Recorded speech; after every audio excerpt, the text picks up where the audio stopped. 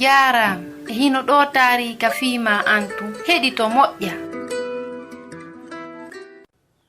Fii Muusa juuɗe Allah wirniiɗe ɗen ko hisinayɗe. Paate yahiika saayi fayɓe ɓen e dow weltaare. Min jali ko o wi'i, miɗo mari boobo. Waɗii duuɓi heewɗi e nder leydi Misira ndin. Hari Mariyama no weltii fota fii ko heɓi kon minyiraawo gorko. Hari himo ɗaati. Kono Mariyama waawataa yewtudude e goɗɗo. Tawi ɓe nene makko suuɗamo sabu yamiroore hulɓiniinde nde Fir'auna ƴetti nden. Jama on no ɓurta tun ɗuuɗude. Miɗo huli hita ɓe wontan en ayɓe. Mi yamiri jama on. Nde debbo Israyankeejo jibinta woosi ko gorko, hiɗon haani buga golmo ka nder niiluwol. Yamiroore hulɓiniinde nden ko warugol.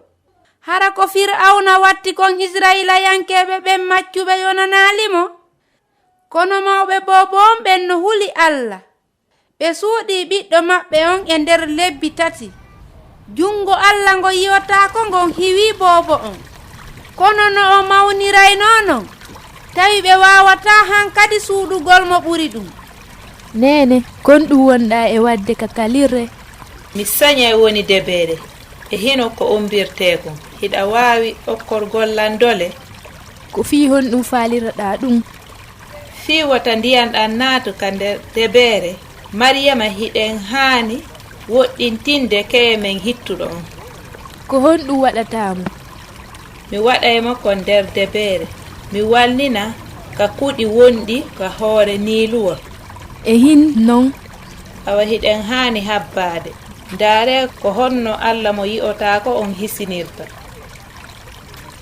E nder deƴƴere ɓe fewti ka caangol. Ɗum hinaa ko welani yumma makko.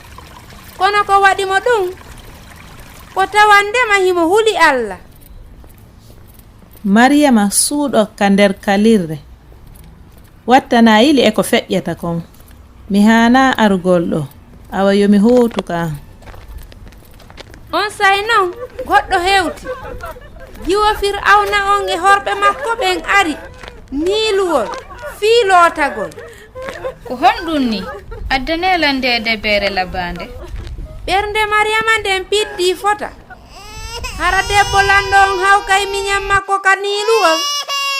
Ko suka Israilayankeejo ɓeɗo hulanma fota non. Mariyama yalti ka o suuɗii ɗon. Hara miɗo haani ɗaɓɓangol o neniraawo fii muñingol boobo on. Ko miijo moƴƴo non waɗu ɗum. Hara hiɗo waawi andude ko neniraawo hombo Mariyama ɗaɓɓoy.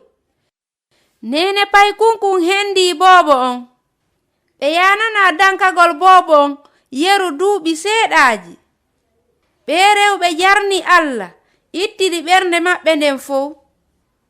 Fii jungo makko ngo yi'otaa ko dandungo ngon no laaɓiri e no hawnori.